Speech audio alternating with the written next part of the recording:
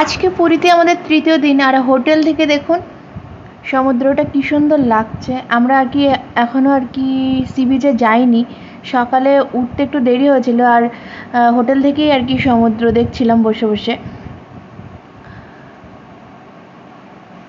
এই হোটেলটা একদমই যেহেতু সমুদ্রের পাড়ের উল্টো দিকে, মানে এই মেন রাস্তার উল্টো দিকে, তো এখানে বসে বসেই আর কি সমুদ্রের ঢেউটা আর কি উপভোগ করা যায়,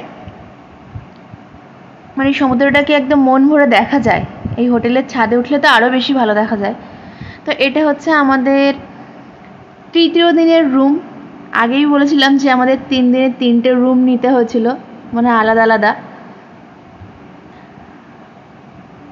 তো তৃতীয় দিন যে রুমটা দিয়েছিল, রুমটা খুব একটা ভালো লাগেনি আমাদের, কিন্তু নিতে হয়েছিল। সারা দিনটা যেহেতু ছিলাম, মানে রাত্রিবেলা আমরা আবার ট্রেন ধরে চলে এসেছিলাম।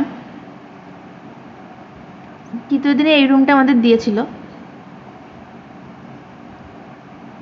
না, সব কিছুই ছিল, কিন্তু প্রথম দুদিন যে রুমগুলো পেয়েছিলাম সেগুলো আরও বেশি ভালো ছিল আর কি। যাই হোক, সকালে উঠে ফ্রেশ হয়ে আমরা সি বিচে চলে গিয়েছিলাম, আর তখন বেশ বেলা হয়ে গেছিলো। আর এদিক ওদিক একটু ঘোরাঘুরি করে তারপরে আমরা আর কি খেতে যাওয়ার প্ল্যান করছিলাম, কারণ সকাল থেকে কিছুই খাওয়া হয়নি।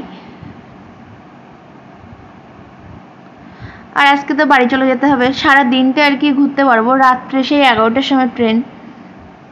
এই কুকুরটা, ওর বোধহয় খুব গরম লেগেছিল, তো ও এসে সমুদ্রে ঢেউ খাচ্ছিল। প্রথমে আমি যখন এই কুকুরটাকে দেখেছিলাম তখন ও পুরো জলের মধ্যে ছিল, এখন যদিও ঢেউটা এই পর্যন্ত এসে পৌঁছাচ্ছে না, একদম ঢেউটা এসে ওর গায়ের মধ্যে চলে যাচ্ছিল, তাও কিছু বলছিল না, মানে উঠছিল না ওখান থেকে।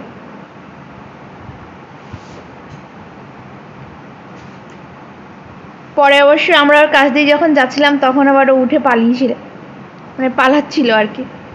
তো ওখান থেকে এসে খিদে পেয়েছিল বলে আমরা পরোটা আর ঘুগনি খেলাম,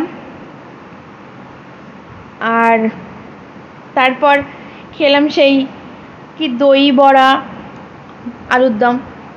এটা এখানকার মানে ফেমাস, মানে দেখি প্রচুর লোক খায়। আর আজকে আমরা চলে যাব, তা আজকে একটু খেলাম সকালের।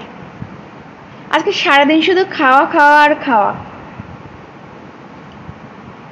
তারপরে হচ্ছে রুমে আসলাম, হোটেলে এলাম, আর হোটেলে এসে আজকে নিরামিষ থালি নিয়েছিলাম দুপুরে, আর খেয়ে দিয়ে একটু রেস্ট নিয়ে আবার বিকালে বেরোনো হবে।